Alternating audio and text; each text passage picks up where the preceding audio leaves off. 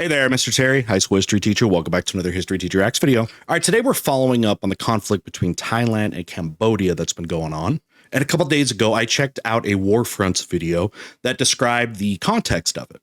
And that was super enlightening because there were a lot of holes in my knowledge, especially I'd say over the past 20 to 30 years on the region. And I learned a ton, but there's been some developments in these last 2 days. First off, there was a ceasefire. Then there was accusations that the ceasefire was broken, and it seems the countries have reaffirmed the ceasefire at the moment, of course. So Warfronts did a follow-up. Today, they're calling it Thailand could have destroyed Cambodia. Here's why it didn't. Be sure to check out that video because I think even though if you may understand kind of what's going on, there was a lot of, I think, really important context. And one of the things that they did do was compare the militaries of Thailand and Cambodia. And it really was not an even level. Thailand had a lot more when it came to a lot of military tech. So I'm interested to see what they got in this one. All right, let's check this out. By the way, just so you guys know, the timetables always change for current events. This video came out yesterday, which would have been Tuesday, July 29th. I am watching it the evening of Wednesday, July 30th. And I just looked on Google News, looked at some of the headlines. I looked at a couple articles. The most recent one I saw was just from about 5-6 hours ago from Associated Press that said that the countries have reaffirmed their ceasefire, although it seemed to have been shaky because there was accusations, at least from Thailand, said that there had been firing coming from Cambodia, which Cambodia has denied. So it kind of got heated up, and now it seems like they are kind of agreeing to a no conditions ceasefire right now. The other thing that has happened as well is the mediation, especially from China, that has come. It looks like they mediated in Malaysia for this issue, with China basically saying that, something this close to their borders is something of their concern and wanted to do that. Also, the United States has tried to kind of insert itself a little bit. You'll notice that kind of with President Trump, who has taken a lot of credit, or at least has inserted themselves in some of these deals that have potentially kind of gone on recently. And you can argue to what extent the U.S. pressure or role of, say, the American president is, but you've seen that when talked about with Israel and Iran and Russia and Ukraine, although that is still ongoing, and then India and Pakistan recently. And I do have a couple things I think to say about the, especially what kind of effect this has on a place like China. And we'll see if I get a chance to do that in this video. If not, I just hope I don't forget to interject that. All right, anyway, let's go ahead and get started. The crisis in Southeast Asia is over, at least for now. After 5 days of intense back and forth fighting all up and down their shared border. By the way, another thing I had read in that Associated Press article was that over 250,000 people basically evacuated the area. They were displaced, or again, evacuated it. And that's a lot of people. So if now we'll see if they feel safe enough to return. You might see that happening. But 250,000 people displaced just from 5 days, a week of conflict. The neighbor nations of Thailand and Cambodia have sent their delegates to Malaysia, where a difficult but much needed conversation led to 3 key results. Thailand and Cambodia have now entered a full and unconditional ceasefire. They've agreed to reopen their lines of communication, and they'll pull their troops back from the brink. Now, ceasefires are not always unconditional. Oftentimes, a country can have leverage over that. One of the most famous kind of leverage-based ceasefires, if you want to call it that, is the armistice from World War I. With France having a lot of the cards, it was able to sort of dictate a lot of that and leverage that, of course, into the Treaty of Versailles. So, whatever comes out of this, we'll see. If it's unconditional, then there's no stipulations to it. No one's going to have to agree to anything other than just let's not kill each other, I guess. Now, there's still the issues about the territory that is kind of being disputed over.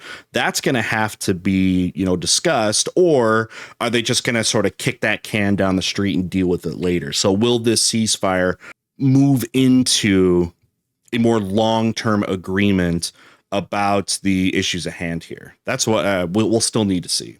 It's a critical reprieve for the region, coming at the moment when all seemed lost. It's a diplomatic triumph for the regional leaders and American backers who oversaw the effort. But as global onlookers suspected when the crisis began, and has become even clearer as it's played out, the ceasefire might also have saved Cambodia's skin. From air power to raw numbers to sheer military It literally was a 7-Eleven. I was like kind of joking. So one of the things that happened was there was a attack into a 7-Eleven, a bombing of it. And I thought it was like a convenience store gas station. I didn't know it was actually a 7-Eleven. That's crazy. I was just like trying to think of something that everyone could relate to in some semi-humorous way. It really was, though. Holy cow. Nationalism, a war by Thailand against its eastward neighbor wouldn't have been a fair fight. It would have been a squash match. And while diplomacy has prevailed in Southeast Asia for now, the world may soon watch as the balance of power in the region shifts decisively into Thailand's favor. Yeah. I don't know if he's going to go into all of that again because he just did it in that last video 2 days ago. But if you want to see the breakdown and the analysis of the different military capabilities, check out the last video. I'll link that down below and you can see. But yeah, Thailand has superior military strength comparatively. So will they use that as leverage, like I was saying, into not the ceasefire, because that seems to be unconstitutional, but whatever happens next? In a world preoccupied with the ongoing battles in Ukraine, violence and starvation in Gaza, and the risk of war between nuclear-armed India and Pakistan, the conflict between Thailand and Cambodia is still something of a surprise. So, just to be sure that we're all on the same page about the conflict, here's why everybody's been fighting. Cambodia and Thailand have a very long and sometimes bitter history, and border disputes have been a part of that bitterness ever since Cambodia gained its independence. Again, you find roots of so many things back to, colonialism, different borders. Remember ancient civilizations here on top of each other, and that brings in a weaving of like nationalism and kind of like intermingling that also with territory disputes. You can see this all over the place, but none of this stuff happens out of a vacuum, right? That's how current events work. It's how life works. Nothing happens for, no reason when it comes to interactions between people. Several patches of bitterness ever since Cambodia gained its independence. Cambodia holds several patches of territory that Thailand also lays claim to, and in disputed border regions, it's not uncommon for military patrols from both nations to come into contact. Thing to work One out. such encounter happened in May of this year, but rather than resolving peacefully, like most other encounters do, it turned into a firefight that left the Cambodian soldier dead, as both sides claimed self-defense. From there, things only got worse. Dozens. Thailand's now 50, suspended 60, Prime how many people Minister died? Paetongtarn Shinawatra, who was heard on a leaked audio call speaking deferentially to Cambodia's former leader and current leader in all practical terms. I wonder if this is where you're going to see more of the ramifications that happened before any kind of like territorial negotiations, is these leaders, right? These political leaders, these military leaders that have come under a lot of scrutiny. You've seen that happen with Thailand and their prime minister. You could see that. Is it full regime change? I don't know about that, but Speaking deferentially to Cambodia's former leader and current leader in all practical terms, Hun Sen, while criticizing a commander of the Thai military. She got a lot of heat. Both were major political blunders in a nation where the military is extremely Watch the last video if you don't know what we're talking about. Deference to Hun Sen, of all people, is practically guaranteed to inflame nationalist anger. With both Thai and Cambodian nationalists beating the drums of war, the Thai military became quite emboldened to raise tensions, and the Cambodian military felt the same. Both countries' civil administrations began cutting ties and imposing penalties on each other, and when a landmine explosion in a border zone injured multiple Thai soldiers, the two nations broke diplomatic ties and prepared for imminent hostilities. I saw a couple comments in that last video on my reaction that was talking about that mine.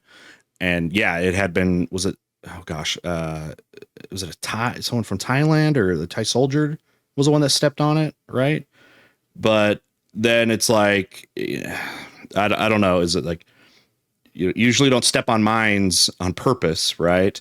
But was it more like a trap? Was it instigative? Whatever. I don't know enough.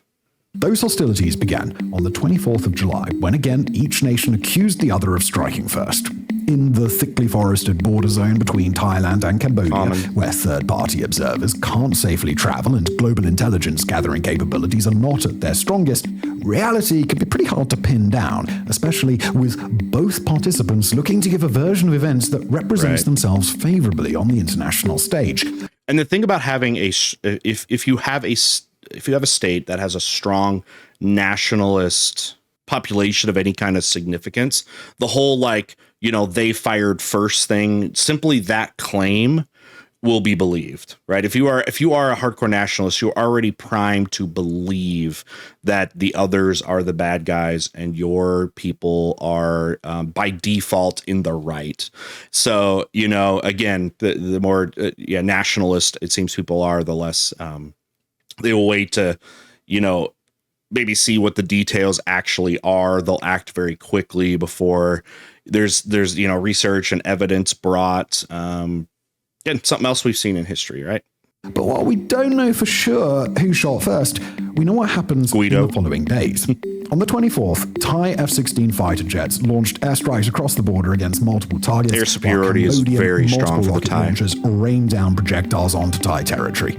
They hit targets including a gas station where at least 8 civilians died, including a young boy. Thailand opened a land and air offensive, and both sides began mass evacuations from the border zone, where well over 100,000 people have been forced to flee in opposite directions.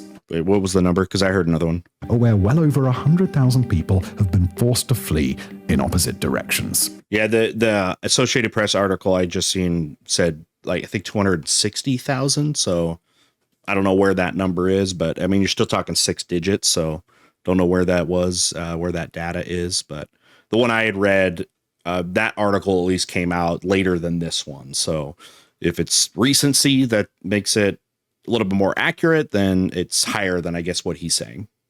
Over the following days, the crisis only grew worse. Thai forces engaged in direct assaults on the few portions And a lot of the posturing. treacherous border zone where Cambodian outposts give their troops a high ground advantage, with Thailand stating that it engaged in what would have been high-risk attacks against a defended ridgeline. Both sides accused the other of advancing troops into their territory, with Cambodia allegedly infiltrating Thailand in several locations, while Thailand's launched assaults targeting Cambodia's Kloch region, as well as multiple historic and culturally significant temples. Cambodia accused Thailand of using cluster munitions in violation of the international laws of war, albeit violating a treaty that neither nation has signed, and Thailand accused Cambodia of attempting an assault using armored divisions. So again, this is where, and I saw a couple comments that made good points, but one of a couple of the points I had seen that especially for people that had responded when I was asking about covering kind of current events and adding context was for an argument not to do it is just the fact that in current events, especially in war, anything that's tragic, especially, that misinformation is all over the place, which is true. And, I've thought about that kind of thing, but I hope that we can still do this kind of thing, but I hope be mature enough. I hope we all can, that we understand that we understand that again, immediately with stuff, there's going to be misinformation. Evidence is going to be settled, and I think that's more beneficial, honestly, than ignoring it. Like when it comes down to it, if we can get that message across. Now, there's going to be the people, and I already saw them in the comment section, that they are nationalists. They're coming out probably with, ties, whether they're from Cambodia or Thailand, or maybe they're from another country, but they have those ties, that immediately were going straight to the narrative of their country's ties, right? And I'm hoping for the majority of us that when we watch that stuff, we are being mature enough to understand that we need to take everything with a grain of salt. There's nuance, and maybe to focus on context. What are the things leading up? Because, it's so easy if you don't understand context when there's something emotionally charged, like the death of people that happens here. It's much easier to jump to conclusions very immediately because there are emotional responses to those, because they're emotionally charged things, right? And that becomes the hardest thing for people to try to, analyze things when you do have a connection to that. That's why you have to add, third party analysis. You have to add, of course, the first person analysis that comes from, those involved. And then also, again, add that element of just knowing that misinformation and jumping to conclusions is there. And you got to kind of like mix all of those things up together as you're analyzing current events. So anyway. According to Thai sources, Thailand accused Cambodia of attempting an assault using armored divisions. According to Thai sources, fighting between the two sides was done at such close quarters at times that the Thai Air Force couldn't safely conduct airstrikes for fear of hitting its own soldiers. And to those that are more directly involved and connect to this, I plead with you to be patient with those of us that are not connected to it. So when you do say something like, okay, no, they did this first, or they did this thing, this and that, do not expect us to jump to that same conclusion or analysis at the same time and the same way that you did. And then vice versa, as if you're us and there's something that affects us, we shouldn't expect you to just believe us. Be patient with people that are third-party observers of things. Please do that. Cambodia claimed that Thailand shelled an elementary school during the course of the fighting, while Thailand claimed to have killed roughly 100 Cambodian soldiers in one particular zone of the conflict. The Thai Navy got involved in supporting operations along the coast, and Thailand's Swedish-made Gripen fighter jets got a taste of combat, while numerous reports from up and down the front lines indicated that Cambodia had made efficient use of small consumer-grade drones, at least for purposes of surveillance, if not to launch small explosive attacks. By Sunday the 27th, however, efforts to establish a peace were already underway. Thailand had refused calls for international mediation in the earliest days of the fighting, insisting that direct negotiations between Thailand and Cambodia were the best way to resolve the conflict, but mounting international pressure was able to force both sides to the table. Although, do you think if you are the nation that may have leverage, like maybe Thailand potentially has here militarily, don't you think you would be one that would be less interested in having third-party mediators, right? If you're the one in like and I guess you could look at it in different ways. Maybe there's context for helping and hurting either way. If you're in the weaker position, does it benefit you more to have third-party people? Are the third-party people more likely to have a more neutral stance? I mean, again, I guess it depends on the nation, because what if that mediator is just your longtime ally and they're just going to side with you? I guess it does actually just depend. I think I just answered my own question, but I wanted to say, who benefits more from a third party mediator? The country with that has more leverage, or the one that has less of it? What do you guys think about that?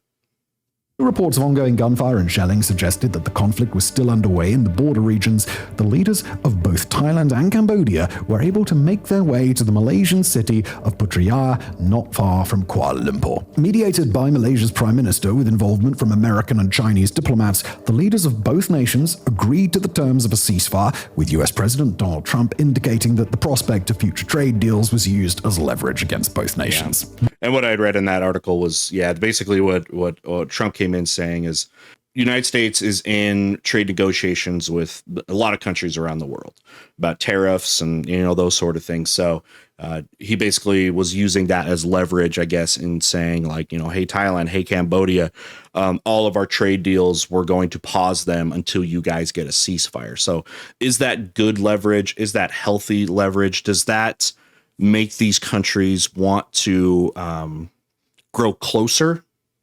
Let's say with the United States, or do you think it could be perceived as more nefarious by, say, Thailand or Cambodia, saying, hey, the U.S. is just coming in this to exploit this conflict for their own economic advantage? Now, one thing I don't know yet, in looking at a couple things, is with, Malaysia being kind of there as well, but China also playing a role. And maybe he'll say here, but if he doesn't, I want to make sure I ask this, because you guys might know. Did China come in with pressure? And what kind of pressure was that? Was it economic, or was there not pressure? I don't know.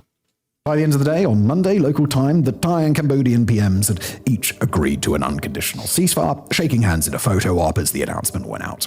As of now, after reports of sporadic gunfire and explosions in the waning hours of the fighting, the conflict appears to have wrapped up, and honestly, not a moment too soon.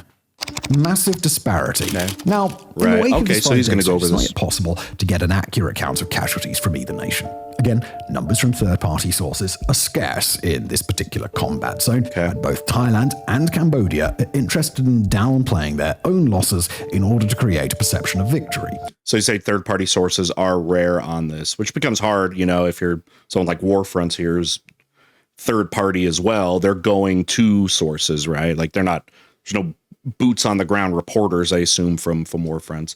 But I wonder what if the lack of third party stuff is just because there's not as much foreign media presence in these countries. You know, when you have other places that are big in economic trade and, you know, major countries like a G6 country or something like that, or one where they're involved in, you're going to have immediate, you know, reporters there. But I wonder if there's just a lack comparatively of that type of media coverage in this region of Southeast Asia. Between these two countries, where the military in Thailand and Hun Sen Still doing the pointy helmets? autocrats with the backing of strong nationalist elements, a peace is more likely to hold if everyone can go back to their people and claim victory, regardless of what the truth might actually be. Okay. Everyone wins. 34 people are confirmed dead at the time of writing, including 8 civilians from Cambodia and 13 civilians from Thailand. But as you can see here, nobody wins.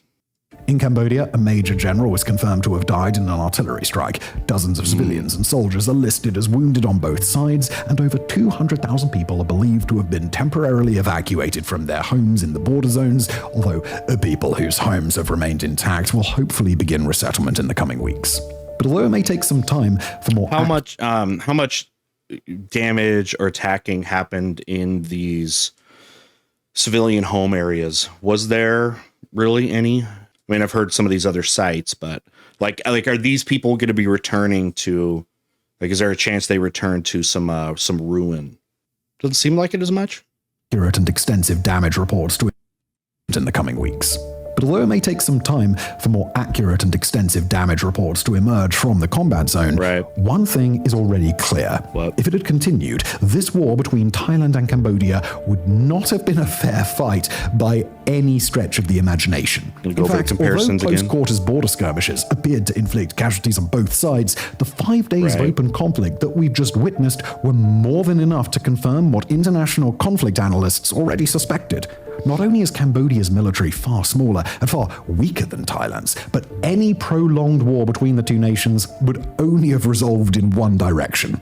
Well, and what you might often see with that then is tactics from, you know, a weaker nation like Cambodia. You would probably see trying to hit Thailand in ways that they feel, I don't know, I guess would be proportional. So like if Thailand is going to be able to use their technology to make to make their big show of force with the ability to go do like precision attacks on like military bases, a country that's less advantaged that way then might be more likely to hit places that will seem more devastating, like a civilian area, if it's a school, if it's a hospital.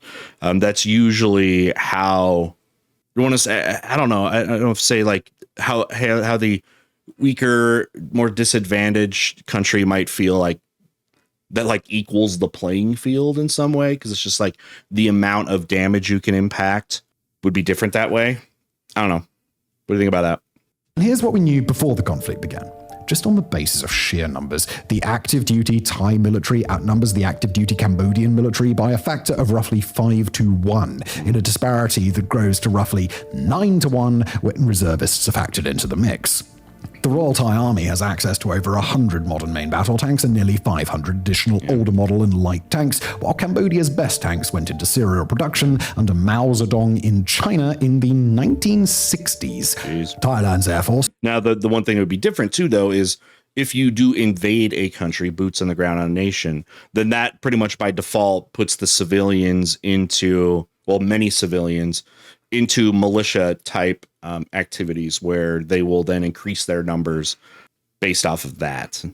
Flies nearly 50 In China in the 1960s, Thailand's Air Force flies nearly 50 American-made F-16s, about a dozen highly modern Gripen fighter jets from the Sweden, Americans, huh? several kinds of attack aircraft, airborne early warning aircraft, Swedish. and soon an air-to-air refueling tanker, while Cambodia has a grand total of 0 fixed-wing combat aircraft to its name. The Thai Navy sails a submarine, a helicopter carrier, gotta have that 2025, huh? Well, if you didn't look closely at Cambodia's largest and most formidable naval vessel, well, you'd probably think it was a fishing trawler.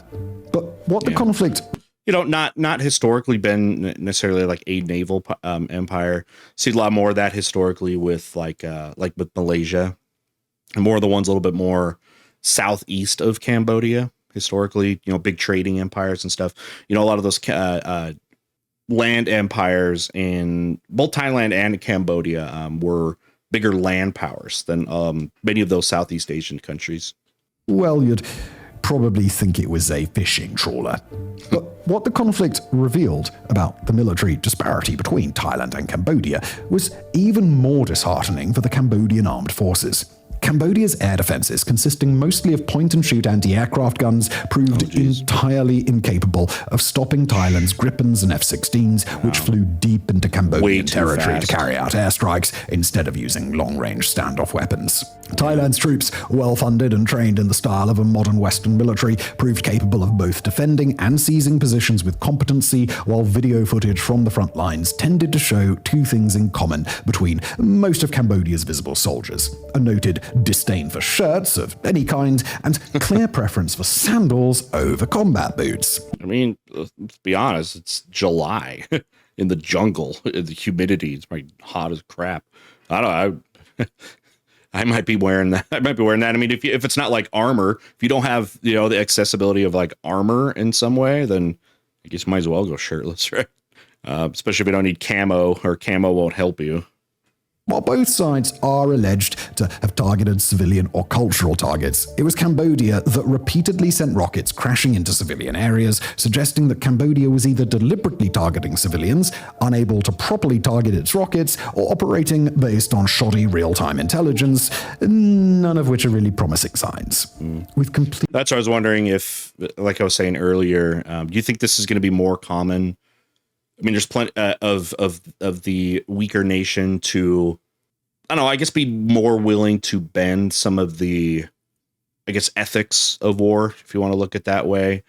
Maybe even stuff that's under international law. Now, there's plenty of instances in history where the dominating nation will also violate those norms, or at least what are supposed to be norms in the international community, about avoiding things like civilian areas and certain types of infrastructure and that kind of thing. So, I mean, there's definitely going to be anecdotes on both sides. But which side of any conflict do you think would be more likely to sort of bend or ignore international rules for warfare? Thai air supremacy over the conflict zone, and with Thai soldiers going up against Cambodian counterparts who simply don't appear to be prepared for the rigors of war, this brief conflict has shown quite clearly that it is Bangkok that should expect to get the better of a future war, while Phnom Penh is looking seriously out of its depth. The future of Southeast Asia. Now, in fairness to the... An idea to bring up that you guys can give some feedback on. A lot of, again, we see this in history, ancient times and modern times, of basically the might is right. That basically by being stronger basically gives you permission to be like aggressive or something like that. I'm not necessarily applying it to the situation, but that is a common thing. What do you guys think about it? Just the might is right? Is it just sucks to suck? And is that in any way some kind of like, you think like an ethical argument? Or is it just more like a nihilistic acceptance of reality? Therefore, you can kind of ignore intervening in those situations. All right, the future of Southeast Asia. Okay, this is the stuff, again, I'm always very interested in, because this is really the stuff that, as people that are really try to look at current events through history, the future is a big role of this, of course, because, what is it going to do for the future?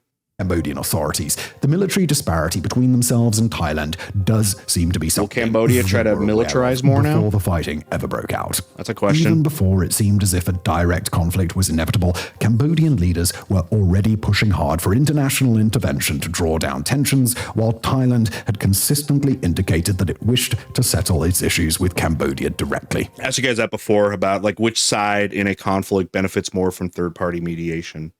It definitely makes sense why Cambodia would want that. Now they're going to have to try to make a case that they're, not the bad guys. But again, countries that are so disconnected from like the United States probably doesn't give a crap, right? Because it's not like, it's not as impactful as some of the other conflicts that have happened, in the area. Or I mean, not in the area, but around the world.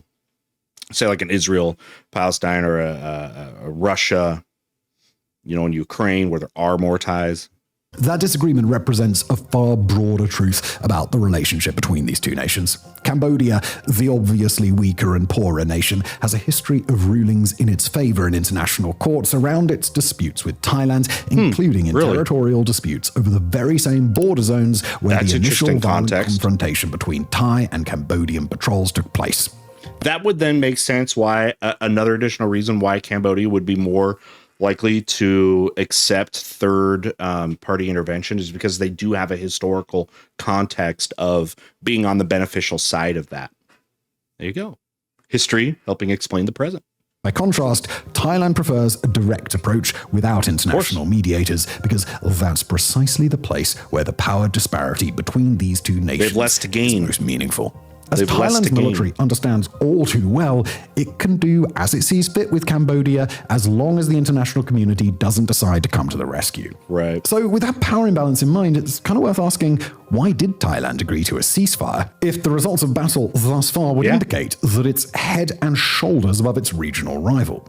Might is right is not what they're going for. The answer may come down to the fact that the international community did intervene, with Malaysia, the current head of the Southeast Asian regional bloc, ASEAN, and the United States both exerting pressure on Thailand to cease hostilities. Thailand depends on the United States to receive around 15% of its overall international exports, while American tourism and oil are very important to the Thai economy. True. Thailand is a big vacation spot. A lot more to lose if the U.S. were to suddenly change its... A lot more people are traveling, like at least from the United States, from Thailand than to Cambodia, which would be great to build, because Cambodia does have a lot to offer, especially again with the history, ruins and structures from, say, the... Khmer Empire, probably the most famous, I guess I would say, probably of mainland Southeast Asian nations. Thailand, for its beaches and Bangkok nightlife, I guess. Trade relationship than Cambodia does with the same international partner. Right. But trade concerns may not tell the whole story. Okay. And here, it's more important to understand more than the simple fact that the Thai military is more powerful than the Cambodian military. Thailand's armed forces are well-funded, well-trained, and a relatively powerful armed force in the region. But they're not a tool of conquest. The Thai military and its leaders are very influential at home. They regularly put their fingers on the scale of domestic political matters, and they and the Thai monarchy are basically untouchable in a system designed to protect their interests and autonomy. The recent flare-up between Thailand and Cambodia became a threat to the Thai military's position, but not because of the Cambodian armed forces. A Thai prime minister was heard on tape directly criticizing the Thai military at the same time as a nationalist uproar from Cambodia challenged the pride of Thai nationalists and their armed forces. That was just calling back to one thing I was potentially hypothesizing here is, are we going to see far more impact on the politics and the politicians involved in this, or any type of relations between the two countries? I think it might be the former there with maybe some reassessment. She, not going to win the election next time, that kind of thing. For Thailand's powerful generals, that was a major problem. By the hardcore nationalists. A problem where the right answer was necessarily to take over a sovereign nation in Cambodia.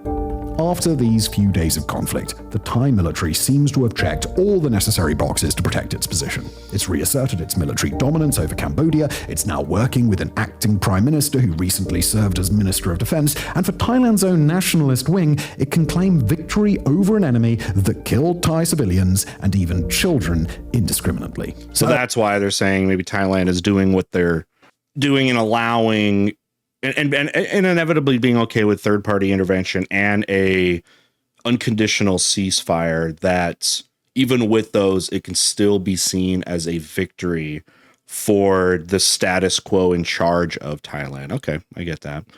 With the honor and political invulnerability of the Thai military restored, and with the Cambodian government well aware that it can't defeat Thailand in a prolonged They conflict, sent their message. neither side appears to have You know what I mean? enduring incentive to continue the war.